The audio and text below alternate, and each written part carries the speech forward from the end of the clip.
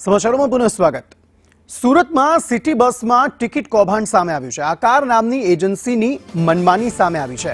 SMC transport ચેરમેને ખુદ એજન્સીથી ત્રાહિમામ હોવાનું સ્વીકાર્યું। એજન્સી એસએમસી પર હાવી થઈ ગઈ છે તેવું ટ્રાન્સપોર્ટ ચેરમેનનું કહેવું છે। ગયા મહિને 92 લાખનો દંડ ફટકારવામાં આવ્યો હતો। હું પાલિકા કમિશનરને કૌભાંડ બાબતે રજૂઆત કરીશ તેવું પણ તેમણે કહ્યું છે। વિરોધ પક્ષ માત્ર સસ્તી પ્રસિદ્ધિ માટે આવા સ્ટિંગ કરે છે।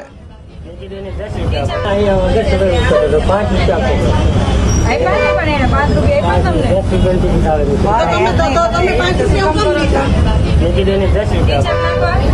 નહીં, તમે શું કામ આવું કરો છો?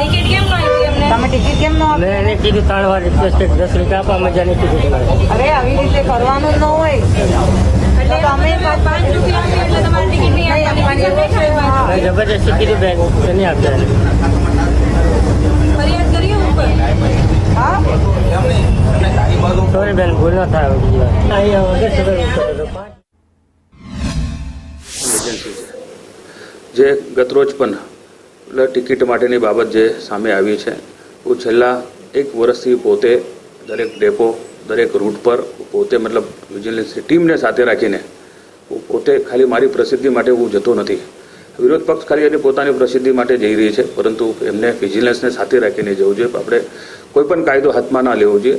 આપણે ચોક્કસ, હું તો આ શહેરના નાગરિકને પણ જણાવવા માગું છું, તમને પણ ધ્યાન પર આવે તમે પણ એને પકડી શકો છો।